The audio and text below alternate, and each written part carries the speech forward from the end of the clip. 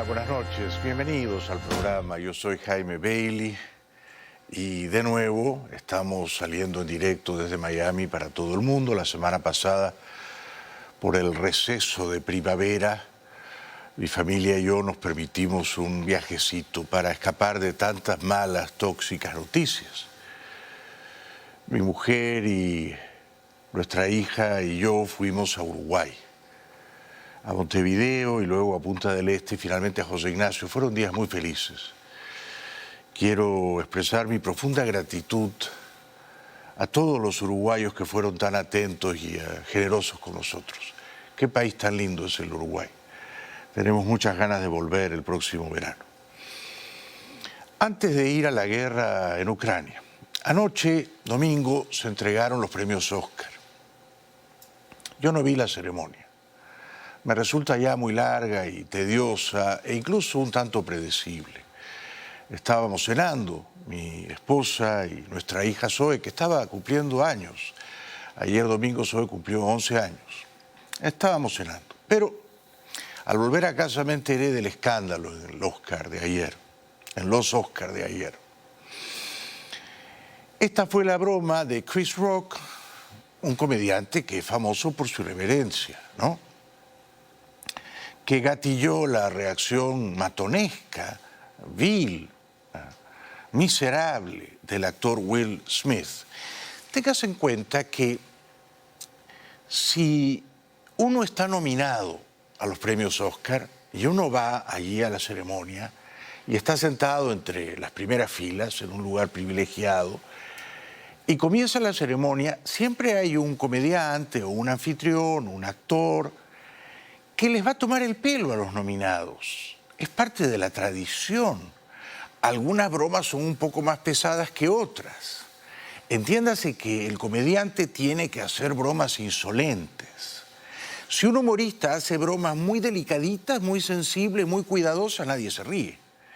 El humor, para funcionar, tiene que ser un tanto insolente, un pelín irreverente.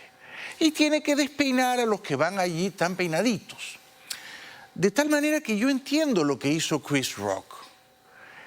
Gastó una broma, dijo una humorada a expensas de la esposa de Will Smith, que tiene un problema porque se le cae el pelo o se le ha caído del todo el pelo, algo que se conoce como alopecia.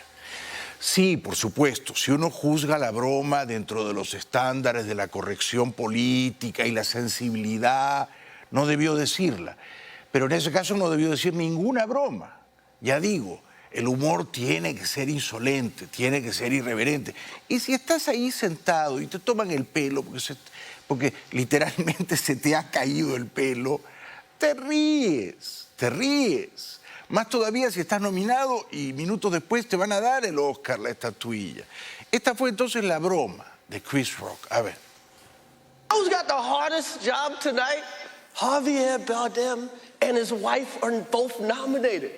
Now, if she loses, he can't win. He is praying that Will Smith wins. Like, please, Lord. Jada, I love you. G.I. Jane 2, can't wait to see it. All right?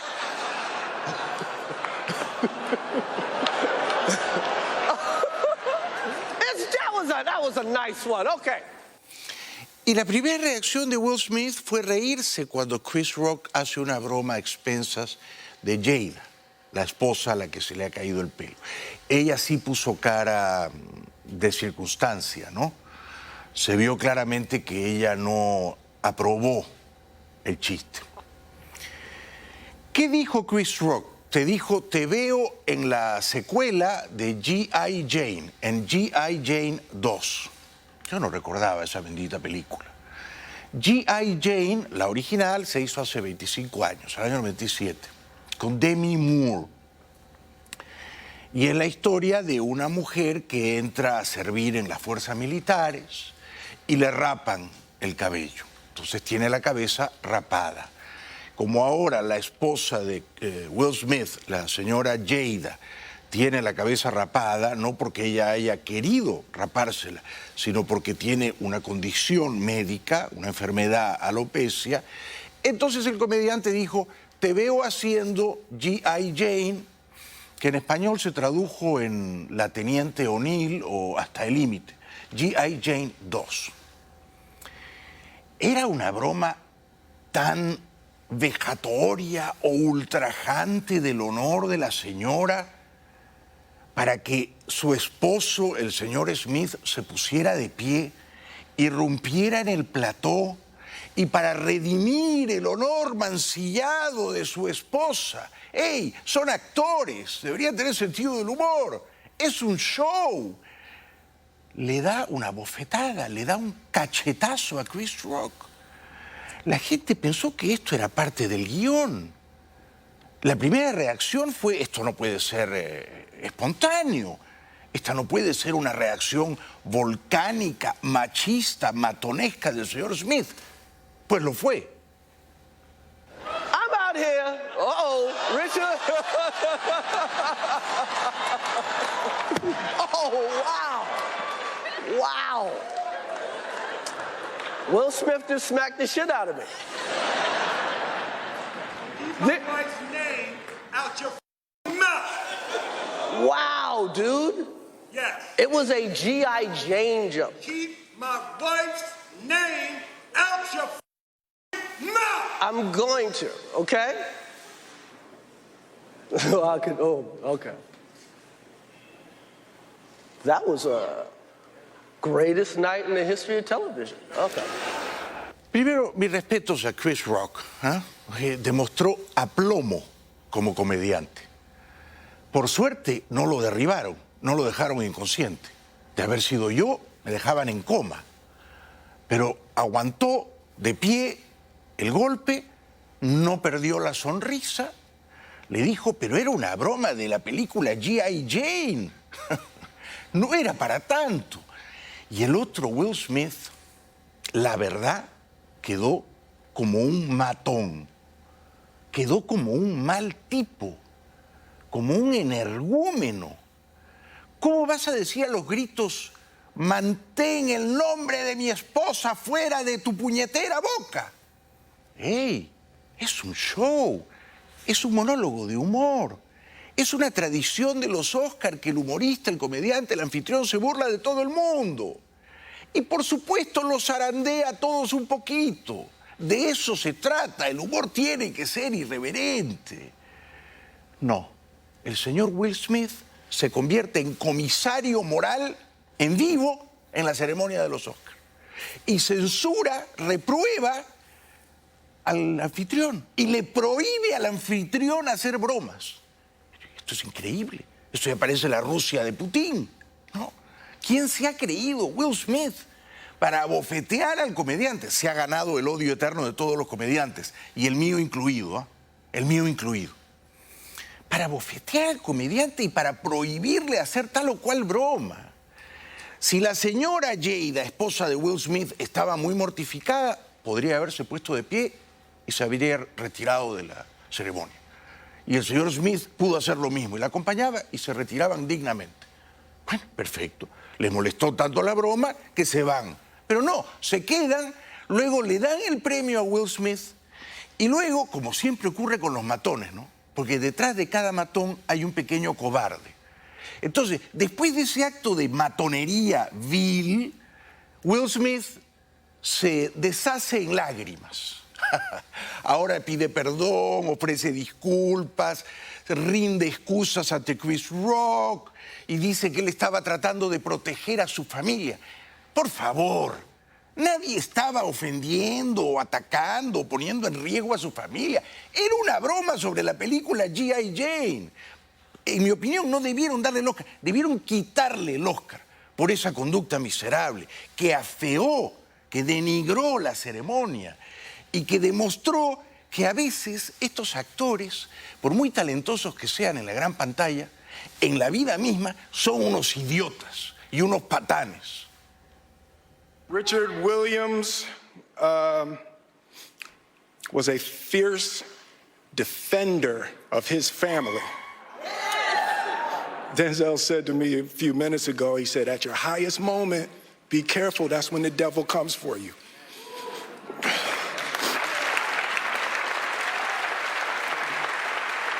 I want to apologize to the Academy. I want to apologize to all my fellow nominees. Thank you. Hope the Academy invites me back. Thank you. A mí no me conmueven sus lágrimas de cocodrilo, no acepto sus disculpas, deberían expulsarlo como creo que lo van a echar de la Academia y no deberían invitarlo nunca más a un premio Oscar, ni a ningún otro premio de esa naturaleza o de esa índole, ¿no? Se portó como un matón, actuó como un patán, demostró que es un idiota y un mal tipo. Lo más increíble es que dijo, esto lo leo hoy entre los muchos diarios que leo yo, ¿no? En El País de España, dijo, en este momento de mi vida estoy abrumado por lo que Dios me pide que haga y sea. Esto es increíble, ¿no? O sea, los matones, para justificar sus vilezas, sus ruindades morales, invocan a Dios. Y dice, bueno, es que Dios me pide que proteja a mi familia.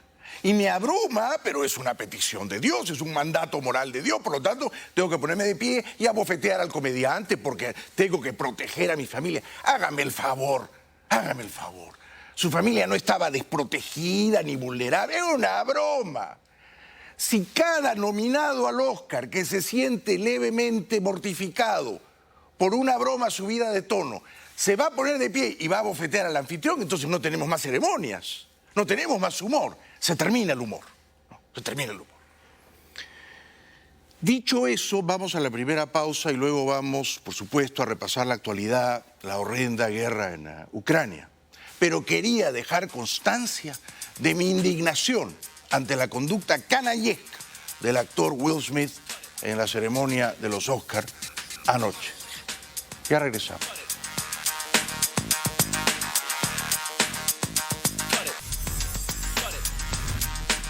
Bienvenidos de vuelta al programa. Estamos saliendo de nuevo en vivo, en directo desde Miami para todo el mundo después de una semana espléndida en Uruguay. Quiero agradecer mucho al personal del Hotel Auberge en Punta del Este. Nos trataron con una calidez y una exquisita amabilidad. Nos sentimos en casa. Gracias a todos, a Ignacio Carrera, el dueño, y a todo el personal. Volveremos pronto. Gracias también, por supuesto, al gerente del Hotel Sofitel en Montevideo. Qué lindo hotel es el Sofitel, Casino Carrasco. A Juan Martín Peña. Gracias a todos de corazón. Bueno, estas son las últimas encuestas que no le sonríen al presidente Biden. Veamos. 52% desaprueba su manejo de la guerra en Ucrania y apenas 41% lo aprueba. Es decir que una clara mayoría de estadounidenses no está de acuerdo con el modo en que Biden se ha comportado respecto de la guerra en Ucrania, ¿no? Probablemente le pediría a Biden un apoyo más enfático, armas más eficaces al presidente ucraniano Zelensky. En cuanto al manejo de Biden, siguiente cuadro, porfa. Respecto del coronavirus, pues ahí sí, fíjense la columna que está en naranja, 51% aprueba lo que ha hecho Biden, 51% aprueba, 46% desaprueba. Y en el siguiente cuadro vemos el último numerito, el que está más en la columna vertical a la derecha en azul. En general, el manejo de Biden de la economía es reprobado o desaprobado por 63%. 2/3 claramente, ¿no? Y apenas 1/3 lo aprueba. Quiero recordar esta noche 2 o 3 fragmentos del discurso histórico que el presidente Biden pronunció en Varsovia, Polonia. Este fue el fragmento más controvertido porque al terminar se permitió decir, y yo creo que hizo bien en decirlo, no sé por qué ahora le exigen que se disculpe, se permitió decir que el dictador, el matarife de Moscú, el carnicero de Moscú, el señor Putin, no podía permanecer en el poder. Recordemos. Don't even think about moving on 1 single inch of NATO territory. We have a sacred obligation under Article 5 to defend each and every inch of NATO territory with the full force of our collective power. For God's sake, this man cannot remain in power. God bless you all, and may God defend our freedom, and may God protect our troops. Se equivocó Biden al decir que, por el amor de Dios, este hombre no puede seguir en el poder, aludiendo, por supuesto, a Putin. ¿Se equivocó? ¿O se fue de boca? ¿O dijo una impertinencia diplomática? ¿O sugirió que Estados Unidos quería eliminar, dar de baja físicamente a Putin? Yo creo que no se equivocó. Yo entendí que lo que estaba diciendo Biden es ojalá los rusos encuentren la manera de sacar del poder a ese tumor cancerígeno, ¿no?, que es Putin, antes de que siga haciendo metástasis en toda la sociedad rusa. Yo lo entendí así, que Biden estaba dirigiéndose a los rusos, ¿no? Por el amor de Dios, ese hombre no puede permanecer en el poder porque está desgraciando a la propia nación rusa, a la que ya ha convertido en paria en el contexto global, ¿no? Este fue otro momento del gran discurso de Biden en Varsovia, que a mí me parece que fue una pieza retórica de cierto vuelo histórico, no sé si la escribió él, pero que estuvo a tono con las dramáticas circunstancias que se viven en Europa y en el mundo. My message to the people of Ukraine is a message I delivered today to Ukraine's foreign minister and defense minister, who I believe are here tonight. We stand with you, period. American forces are in Europe, not in Europe, to engage in conflict with Russian forces. American forces are here to defend NATO allies. Yesterday I met with the troops that are serving alongside our Polish allies to bolster NATO's frontline defenses. The reason we want to make clear is their movement on Ukraine. Don't even think about moving on one single inch of NATO territory. Alguna gente, principalmente detractores y adversarios políticos del presidente, ha dicho que él no debería hablar en público o no debería improvisar en público porque se precipita a ciertas frases controvertidas, polémicas, que tal vez no debió decir. Yo discrepo. Me encuentro en el improbable lugar de estar ahora defendiendo al otoñal señor Biden. Pero yo creo que este fue un gran discurso. Creo que fue justo que llamara carnicero y criminal de guerra al señor Putin.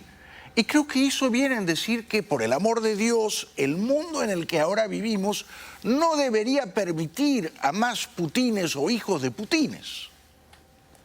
A dictator bent on rebuilding an empire will never erase a people's love for liberty. Brutality will never grind down their will to be free. Ukraine will never be a victory for Russia, for free people refused to live in a world of hopelessness and darkness. We will have a different future, a brighter future, rooted in democracy and principles, hope and light, of decency and dignity, of freedom and possibilities. For God's sake, this man cannot remain in power. De nuevo, ¿no? Esa frase, tremenda frase, ¿no? Luego sus críticos dicen, pero qué barbaridad, parece que la CIA va a complotar para atentar contra el señor Putin, lo quieren matar, o qué barbaridad, Biden propone un cambio de régimen en Rusia. ¿Y cuál es la barbaridad? Si en Rusia hay hubiera una democracia, entonces perfecto. Pero en Rusia hay una dictadura cruel, hay un déspota bárbaro, hay un criminal de guerra. Por supuesto que está bien proponer un cambio de régimen en Rusia, por supuesto. En otra circunstancia de ese viaje histórico a Europa, el presidente Biden encomió el valor, la gallardía insospechadas del pueblo ucraniano. And you're going to see when you're there, some of you have been there, you're going to see women, young people standing in the middle of front of a damn tank, just saying, I'm not leaving. I'm holding my ground. They're incredible. Dijo también que Putin, el maléfico Putin, el matarife de Moscú, es un criminal de guerra. Es lo menos que puede decirse. The single most important thing that we can do from the outset is keep the democracies united in our opposition and our effort to curtail the devastation that is occurring at the hands of a man who, I quite frankly, think is a war criminal. and I think it will meet the legal definition of that as well.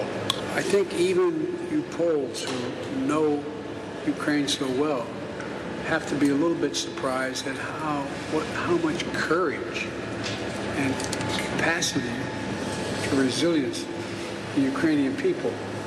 When you see a 30-year-old woman standing there in front of a tank with a rifle. I mean, talk about what happened in Tiananmen Square. That's Tiananmen Square squared. Hoy en una rueda de prensa, y él siempre está incómodo en conferencias de prensa, al presidente Biden le preguntaron, y él estaba improvisando, si se disculpaba con Putin por haber dicho que el dictador de Moscú no debe permanecer en el país. Yo no sé por qué tendría que disculparse, ¿no? Yo no sé por qué. Por supuesto, Biden dijo, no me retracto de lo que dije y no ofrezco ninguna disculpa porque lo que dije es lo que pienso. Expresó una indignación moral. El mundo merece líderes menos viles que Putin. Do you believe what you said, that Putin can't remain in power? Or do you now regret saying that because your government has been trying to walk that back? Did your words complicate matters? Well, you asked 3 different questions. I'll answer them all. Number 1, I'm not walking anything back. The fact of the matter is I was expressing the moral outrage I felt toward the way Putin is dealing and the actions of this man. Just brutality. Half the children in Ukraine. I just come from being with those families.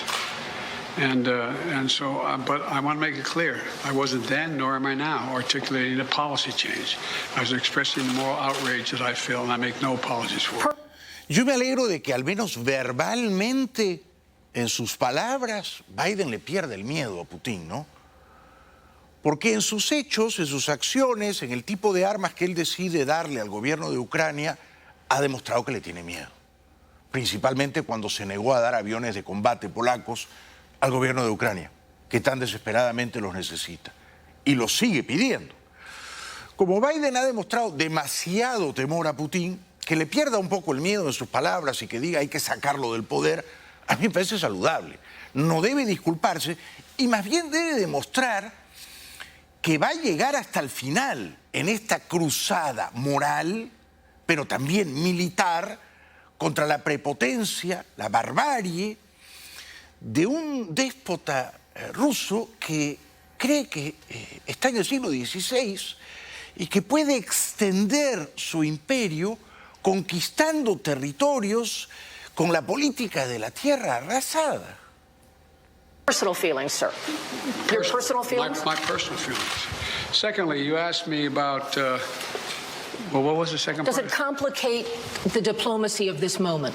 No, I don't think it does. You know, the fact is that we're in a situation where what complicates the situation at the moment is the escalatory efforts of Putin to continue to engage in carnage, the kind of behavior that makes the whole world say, my God, what is this man doing?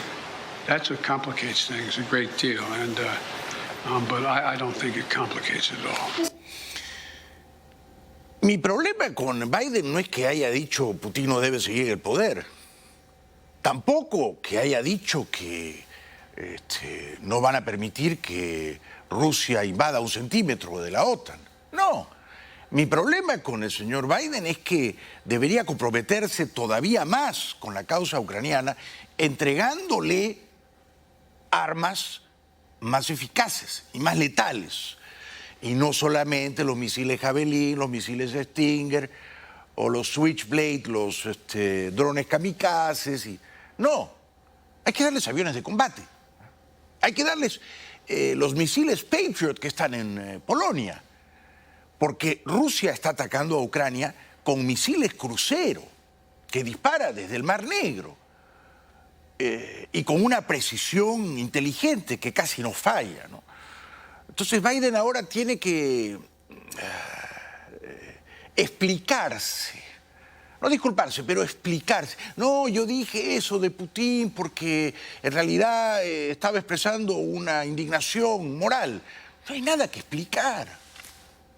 Mr. President, thank you. When you say that you're not walking anything back, you do feel that Vladimir Putin should be removed from power? Is that what you're saying? No, what I was expressing just what I said. I was expressing the moral outrage I felt towards this man. I wasn't articulating a policy change. And I think that, he continues on this course that he's on. He is going to become a pariah worldwide. And who knows what he becomes at home in terms of support. Ya es un apestado, ya es un paria. Bien, pero el mundo libre, Occidente, podría tomar medidas mucho más drásticas, ¿no? Por ejemplo, muy bien, ya se entiende que Alemania necesita el gas natural y el petróleo ruso si no puede prescindir de ellos y le va a seguir financiando la guerra en Ucrania a Putin. Esto duele, ¿no? Pero se entiende. Ahora, se anuncia que se va a desenchufar a todos los bancos rusos del código SWIFT para que nadie pueda mandar dinero, transferencias bancarias a Rusia, ni desde Rusia al extranjero. ¿Se hizo? No, no del todo, muy parcialmente. ¿Todos los bancos rusos fueron excluidos del código SWIFT? No, solo unos poquitos, otros no. E incluso aquellos que fueron excluidos, ¿lo fueron totalmente? No, en parte. Entonces, hay que ir con las sanciones hasta el final. Esto es lo que yo le critico a Biden. Que sus sanciones son retóricas, saludos a la bandera, pero en el territorio mismo de los hechos le duelen poco a Putin. So if saying he cannot remain in power does not mean regime change, what does it mean in your opinion? It means that I would hope it was expressing my outrage. He shouldn't remain in power. Just like, bad people shouldn't continue to do bad things. But it doesn't mean we have a fundamental policy to do anything to take Putin down in any way.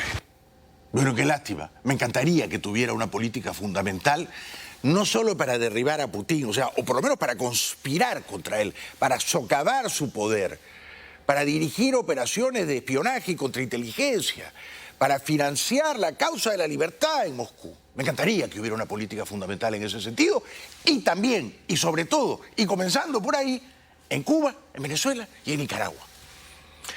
Este era el escenario perfecto para que Biden dijera, caramba, o sea que Putin, la bota militar rusa, va a aplastar una nación libre, un gobierno democrático como Ucrania. ¿De veras? Bueno, mientras tratamos de contener la expansión bárbara de los rusos, nosotros vamos a liberar a los pueblos oprimidos de América, comenzando por el de Cuba y siguiendo por el de Venezuela. Podría haberlo hecho. Al menos yo lo habría aplaudido, no lo ha hecho. Entonces, Biden ahora, de nuevo, tratando de hacer control de daños, ¿no? Dice que cuando él afirmó que Putin no debía seguir en el poder, y lo está hace 22 años, haciendo fraudes, como fraudes hacen los cubanos, los venezolanos y los nicaragüenses en el poder, matando a sus opositores, encarcelando a sus adversarios, envenenando a sus enemigos en todo el mundo. Entonces Biden dice, no, yo me estaba dirigiendo a los rusos. What made you add that? Because that wasn't in your prepared remarks, we were told. So what made you add that at the end, Mr. President? Because I was talking to the Russian people. The last part of the speech was talking to the Russian people, telling them what we thought. And I was communicating this to not only the Russian people, but the whole world. This is just stating a simple fact that this kind of behavior is totally unacceptable. Totally unacceptable. And the way to deal with it is to strengthen and keep NATO completely united and help Ukraine where we can. Me parece genial que Estados Unidos y que la Europa occidental se compren el pleito de la libertad en Ucrania. Me encantaría que se comprasen ese mismo pleito en Cuba, en Nicaragua y en Venezuela. El mismo pleito. El pleito por la libertad. Debería ser un llamado moral. Debería ser una urgencia ética. Aquí en América no lo es. Por último, a Biden le preguntaron qué pasaría si Rusia sucumbe a la tentación abyecta de usar armas químicas en Ucrania. When you said a chemical weapon use by Russia would trigger a response in kind. It will trigger a significant response. What does that mean? I'm not going to tell you. Why would I tell you? You got to be silly. The world wants to know. The world wants to know a lot of things. I'm not telling them what the response would be. Then Russia knows the response. Fue una buena respuesta, no tiene que contar sus planes secretos, no tiene que compartirlos con el enemigo, pero pudo haber evitado llamar tonto al reportero. Una pausa, será breve y regresamos enseguida.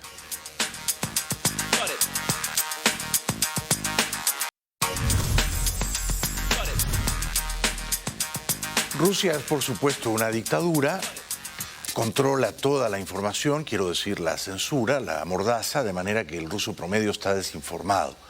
Sin embargo, hay crecientes, poderosas señales de disenso dentro de la sociedad rusa. Por ejemplo, el disenso o la discrepancia que expresó con virulencia y con coraje una diputada rusa, Nina Belyayeva, que dijo: estamos perpetrando crímenes de guerra en Ucrania. Я против того решения, которое было принято президентом Российской Федерации, и против тех действий, которые сегодня производятся на территории суверенного государства Украина. Я считаю то, что происходит, военным преступлением. И нацистов там нету. Знаете, очень странно доказывать людям, что русскоязычный украинец еврейского происхождения может быть нацистом. Это что должно быть в голове, чтобы такое утверждать? И что нацисты избрали себе президентом еврея? Tiene toda la razón la diputada, ¿no? Toda la razón. Es una estupidez monstruosa decir que el gobierno de Ucrania es nazi. Porque el presidente ucraniano, ex actor, ex comediante, es judío. Y lo eligió el pueblo, con 73% de los votos. ¿Cómo podría un judío encabezar un gobierno nazi? Esa es la propaganda insidiosa, envenenada de Moscú, que dice Ucrania tiene un gobierno nazi. Mentira, el nazi, el fascista, es Putin. Él es el nazi. Zelensky es un judío inteligente, actor de éxito, ganó democráticamente en 2019 con 73% de los votos. Y ha demostrado que está a la altura de la historia, de la cita con la historia, ¿no? La diputada Nina dijo que no le tiene miedo a la dictadura de su país. Bien por ella. Честно думала, что я подвергнусь какому-то такому хейту, прям, что с точки зрения рациональной я понимаю, что это может быть, да, как политик, как юрист, я понимаю ситуацию, да, то есть в России я понимаю, что это может быть, но страха нет. Yo espero no solo que Ucrania resista y gane la guerra, ¿no? No solo que Ucrania resista y prevalezca y siga siendo un país libre, con un gobierno democrático. Yo espero que esta guerra sirva para que los rusos tengan también el gobierno que se merecen. Gobierno libre, democrático, que periódicamente convoque a unas elecciones limpias y los políticos se alternen en el poder, como corresponde a una democracia robusta, saludable. Rusia no tiene una democracia, tiene a un zar, pero además a un zar maléfico que quiere conquistar media Europa. Ahora resulta que a Roman Abramovich, que es billonario gracias a su amistad con el dictador maléfico de Moscú, lo habrían tratado de envenenar porque está tratando él de apaciguar al déspota de Moscú y de encontrar una solución pacífica al conflicto bélico. Dicen que se le está cayendo la piel y que le lloran los ojos y que lo habrían tratado de envenenar o que lo habrían envenenado, sin consecuencias letales de momento. Roman Abramovich pudo ser envenenado. El magnate ruso, propietario del Chelsea, sufre síntomas que se corresponden con un posible envenenamiento, según el Wall Street Journal. El periódico norteamericano asegura que el multimillonario ruso, que ha participado en varias reuniones con Moscú para lograr la paz en Ucrania, sufre lagrimeo constante, enrojecimiento de los ojos y descamación de la piel en manos y cara. El rotativo estadounidense atribuye el posible ataque a elementos radicales de Moscú que trataban de boicotear las negociaciones. Sin embargo, según Sky News, los servicios estadounidenses de inteligencia no creen que se trate de un envenenamiento. Y yo tampoco, y no le tengo ninguna simpatía a Abramovich, y ha hecho una fortuna negra y hedionda. Y me parece muy bien que traten de tomar sanciones pecuniarias contra él. caen misiles crucero disparados desde el mar con una precisión inteligente en la ciudad de Leópolis o Lviv, muy cerquita de la frontera entre Ucrania y Polonia. El ataque con misiles contra Leópolis ha provocado incendios objetivos en Ucrania, según ha dicho el portavoz de defensa ruso, que asegura que han destruido instalaciones militares, municiones y depósitos de combustible. Ha sido un día de fuertes combates en las zonas donde Rusia pretende avanzar. Según Ucrania, se mantiene el bloqueo a Kharkov, la segunda ciudad del país, que sufre grandes daños. Pero los rusos no han podido sojuzgar el puerto de Odessa y lo peor sigue transcurriendo en Mariupol. El alcalde de Mykolaiv, cerca de Odessa, dice que los misiles han destruido edificios y centros sanitarios. Al norte, en Chernigov, un grupo de periodistas han sido testigos de un ataque con disparos de artillería. Lo peor sigue estando en Mariupol, ciudad asediada desde hace semanas, donde intentan sobrevivir unas 100.000 personas sin agua ni luz. Estas mujeres dicen que duermen en el sótano y que pasan mucho frío. Esta otra explica que no puede conseguir ayuda humanitaria porque está reservada a familias con hijos pequeños. Mariupol es entonces el apocalipsis y Zelensky alude a él y condecora a los más valientes. El presidente Zelensky, que ha intervenido ante el foro de Doha para pedir ayuda a Qatar, ha calificado la situación en Mariupol de absolutamente trágica. Zelensky ha entregado distinciones a militares, hombres y mujeres que han destacado por su valor frente a las tropas rusas. En Slavutich, población ocupada próxima a la frontera con Bielorrusia, cientos de ucranianos han manifestado su protesta con una gran bandera del país.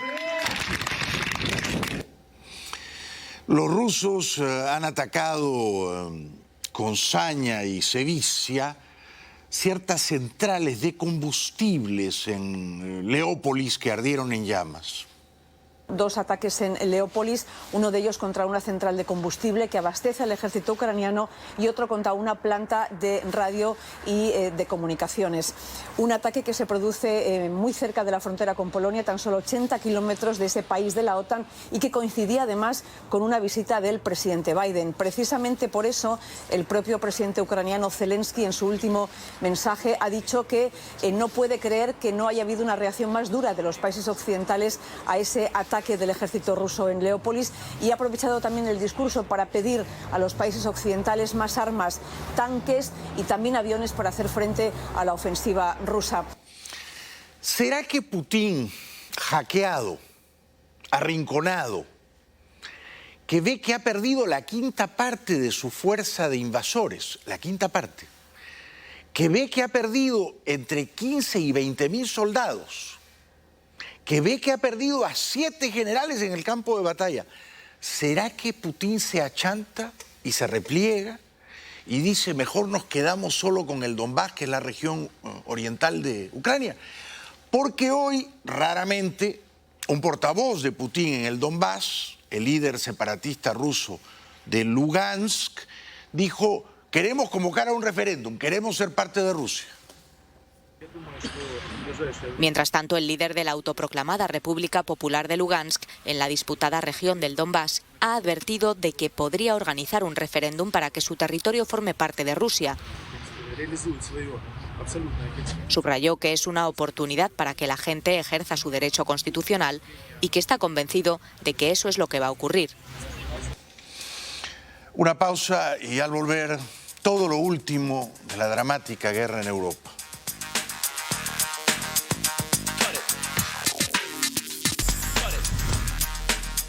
Hay que decirlo bien claro, Rusia está perdiendo la guerra en Ucrania. Putin pensó que conquistaba Kiev en 3 días. Ha pasado más de un mes y no lo ha logrado. Tras más de un mes, la capital sigue bajo control ucraniano, pero cada vez más marcada por la guerra. Pero incluso aquellos cuyos hogares han sido destruidos creen que la victoria es posible con la ayuda necesaria. Todo depende de cómo ayuden nuestros amigos occidentales. Si recibimos mucha ayuda, ganaremos. Y pronto. En el teatro de operaciones militares, Rusia no está avanzando y en ciertos flancos está reculando. Rusia no avanza suficiente sobre el terreno e intensifica sus bombardeos sobre ciudades ucranianas. Kharkov, a 50 kilómetros de la frontera rusa, está en ruinas. Era la segunda mayor ciudad de Ucrania. Ahora la mitad de sus habitantes huyeron. Miles de los que quedaron se refugian en estaciones de tren subterráneas a cubierto de los intensos bombardeos rusos. En la asediada Mariupol la situación es aún más grave. Escasean los alimentos y el agua. Y los lugareños han tenido que enterrar a sus muertos en tumbas improvisadas. Allí en Mariupol, devastada por la guerra, una anciana regresa y encuentra su casa en ruinas.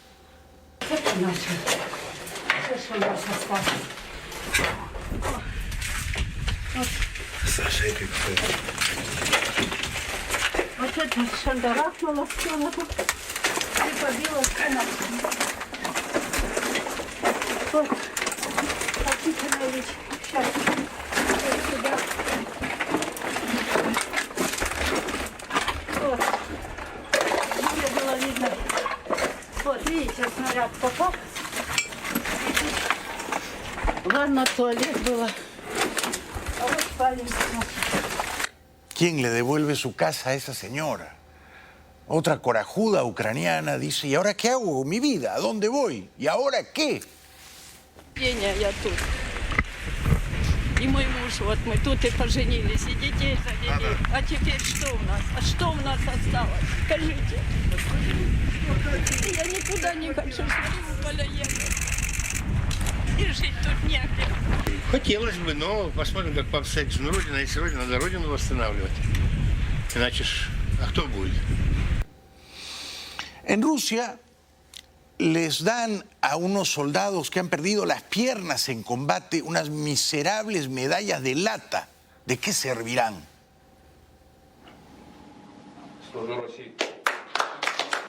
Старший сержант Токарев Анатолий Сергеевич. Сержант Горбунов Филипп. Служу России. Ефрейтор Верещагин Егор Станиславович. Вы, как настоящие мужчины, как настоящие воины, как настоящие продолжатели славных боевых традиций наших дедов и отцов, государство российское во все времена, не подкачая, задачу выполнили, поставленную задачу выполнили на все 100%, отдали долг сполна, за что вам, конечно же, честь. El horror estúpido de la guerra, ¿no? Deberían amputarle las piernas a ese jefe militar y darle también una medallita de lata a él, a ver cómo se siente. Un español de Valencia, bendito sea, bienaventurado sea, va a pelear por Ucrania. Son miles, ¿ah? Francisco Flores, un albaceteño de 30 años que vive en Valencia, uno de los miles de voluntarios extranjeros que se han unido a las fuerzas ucranianas. Pero él ha llegado más lejos, ha logrado dar el salto a una unidad militar profesional y lista para ir al frente. Y surge la primera pregunta, ¿qué haces aquí? Yo siempre que me hacen esa pregunta me pregunto por qué no hay más gente aquí. Hay gente que está ayudando a refugiados, hay gente que denuncia lo que está pasando en la prensa, como vosotros, hay gente que sale a la calle a manifestarse. Yo tengo un pequeño entrenamiento militar, aunque tengo mucho margen de mejora por delante e intento ayudar de esta manera. El Washington Post reporta desde Ucrania que hay un escuadrón de ucranianos que persigue a rusos saboteadores, espías infiltrados. Our job is to hit the saboteurs which are in Kyiv, and plus we have many sleep saboteurs which are waiting for command and will do sabotage. For now we have a little squad. It's a military and policemen. I'm the commander. We have 2 sniper groups. We have 1 RPG group. We have 4 shooters, 4 vehicle driver shooters, and medic, of course. This is our first patrol. La base del escuadrón es una pizzería. And you ran a pizza place before this? Yeah, we are in pizza place. Yeah, I love pizza. this place is only business. So when we start the war, when Russia starts war, we need to have a place, a base. So it's perfect base. We live here. Yeah, from the first day, I live in Kyiv, but I wasn't at home for all this time because I'm here with my team. Our recruiting centers are full, army are full, territorial defense are full, police department full, but with all this, we have people which want to do something and which want to be useful for the war. Todos son voluntarios, todos. Hay 200.000 voluntarios combatiendo en Ucrania. Everyone which is in military, National Guard, police department, all are volunteers. Most of us here, we knew each other since it started. So when it started, we start giving calls to each other. Hey, what's up? What we're doing? What we're gonna do? You know, come here.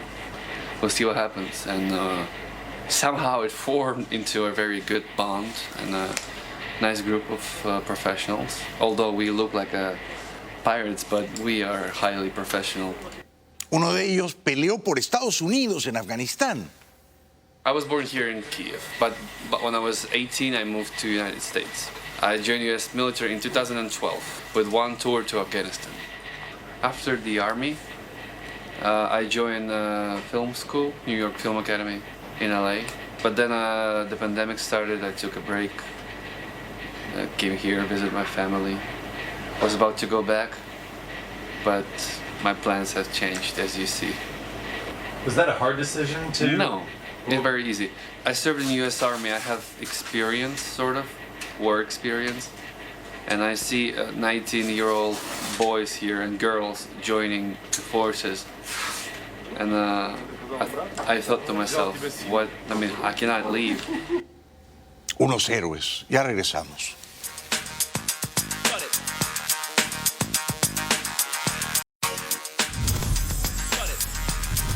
Bueno. Estoy feliz de estar de regreso aquí en casa después de unos días espléndidos en Uruguay. Y por supuesto recomiendo a quien pueda y a quien quiera visitar Uruguay. Sobre todo ahora en el verano, ¿no? Qué país tan lindo. Gracias por hoy. Seguiremos conspirando mañana.